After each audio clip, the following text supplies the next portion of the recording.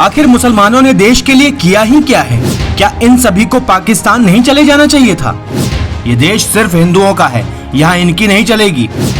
रुकिए, इससे पहले कि आप हमें दो कौड़ी का टुटपुंजिया ट्रोल या गोदी मीडिया का गोदी वीर समझ लें, हम आपको बता देना चाहते हैं, भले ही हम ये सब बोल रहे हैं, पर ऐसा समझिएगा कि शब्द इनके हैं, क्योंकि अब इस बात में कोई शक नहीं है कि देश के मुस्लिम वर्ग को पिछले 8 सालों में जिस प्रकार से विलन की तरह पेश किया गया है, वैसा इतिहास में कभी नहीं हुआ।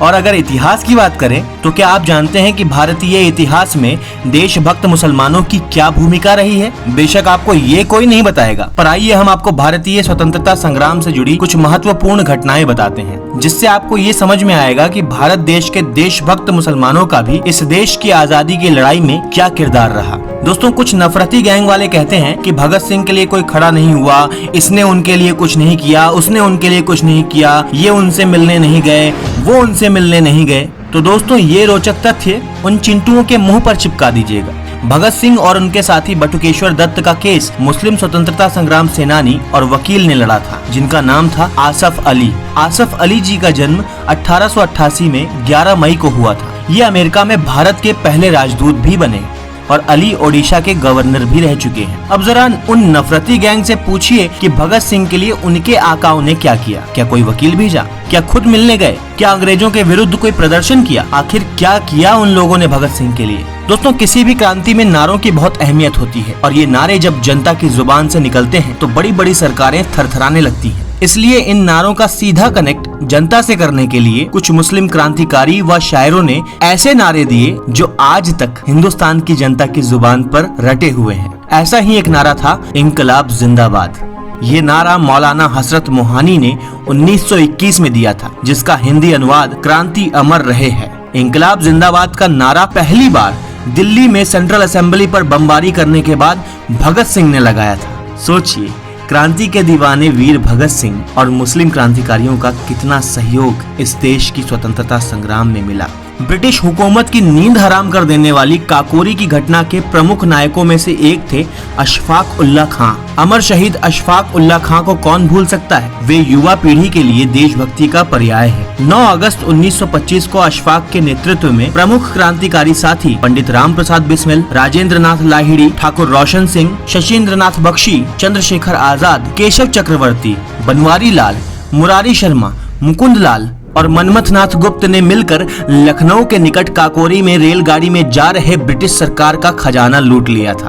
बाद में अशफाक उल्लाह खां समेत उनके कुछ साथियों को फांसी दे दी गई। मौलाना हुसैन अहमद मदनी ने अंग्रेजी हुकूमत के खिलाफ फतवा जारी किया था कि अंग्रेजों की फौज में भर्ती होना हराम है। जहां एक विचारधारा के लोग, अरे वही लाठी डंडा और हाफ जांघिया वाले, जब अंग्रेजों की सेना में लोगों को भर्ती करवा रहे थे, तब एक मुस्लिम मौलाना फतवा दे रहा था कि ऐ मुसलमानों, मर जाना पर अंग्रेजी सेना में भर्ती मत होना। और जब अंग्रेजी हुकूमत को इस बात का पता चला तो उन्होंने मौलाना के खिलाफ मुकदमा दायर किया। सुनवाई के दौरान जज ने पूछा, क्या आपने फतवा दिया है कि अंग्रेजी सेना में भर्ती होना हराम है? तब मौलाना ने गरज कर जवाब दिया, हाँ फतवा दिया है, और सुनो, यही फतवा अदालत में भी दे रहा हूँ, और याद रखो आगे जिंदगी भर भी यही फतवा देता रहूंगा। और इस बात पर गुस्साए अंग्रेजों ने उन्हें फांसी की सजा दे दी।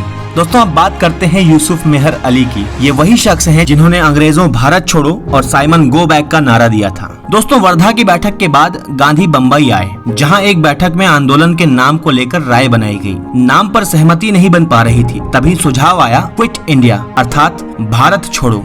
गांधी को ये सुझाव बहुत पसंद आया। ये सुझाव देने वाले व्यक्ति तत्कालीन बम्बई के मेयर और कांग्रेस के नेता यूसुफ मेहर अली ही थे। यूसुफ अली मेहर ने देश सेवा करते हुए कभी हिम्मत नहीं हारी। जब साइमन कमीशन नाम का क्रूर अंग्रेजी अफसर भारत आया, तब वे बंदरगाह पर सभी प्रदर्शनकारी साथियों के साथ कुली का भेष बनाकर घुसने में कामयाब रहे और काले झंडों के साथ एक बैनर भी लहरा दिया, जिस पर लिखा था साइमन गो बैक, यानी कि साइमन वापस जाओ। और ये नारा देने वाले शख्स भी यूसुफ मेहर अली ही थे।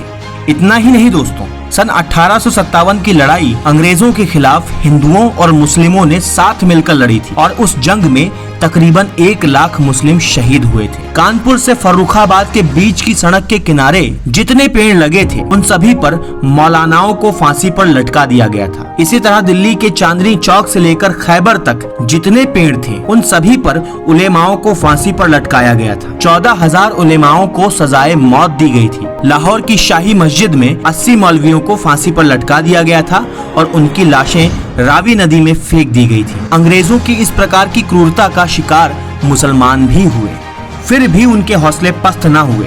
वे हिंदू और मुसलमान में उस तरह नहीं बटे जैसे आज बटे हुए हैं। इतिहास गवाह है, आजादी के बाद भी जब जब देश को जरूरत पड़ी देश सेवा के लिए मुस्लिम वर्ग तत्पर रहा। चाहे भारत पाकिस्तान युद्ध में वीर अब्दुल हमीद का बलिदान हो, चाहे भारत को न्यूक्लियर मिसाइल से सशक्त करने वाले मिसाइल मैन अब्दुल कलाम जी का कीर्तिमान हो, काशी विश्वनाथ की सीढ़ियों पर उस्ताद बिस्मिल्लाह खां की शहनाई की गूंज का सिलसिला हो, या तबले की अंतर्राष्ट्रीय प्रतिष्ठा की गूंज के लिए जाकिर हुसैन नाम का जलजला हो। किसी ने रफी बनकर गीतों में मुस्कुरा दिया तो अजीम प्रेम जी जैसा महादानी बनकर लाखों को सहारा दिया। ऐ मादरे वतन, क्या क्या सबूत दे वो अपनी देशभक्ति का, उसने तेरे लिए क्या क्या नहीं किया। अरे कम से कम आंखें खोलो। चलो भले नकार दो तुम उनके बलिदानों को, पर कम से कम समाज में नफरत का जहर तो मत घोलो, पर कम से कम नफरत का जहर तो मत घोलो। जय हिंद, जय भारत।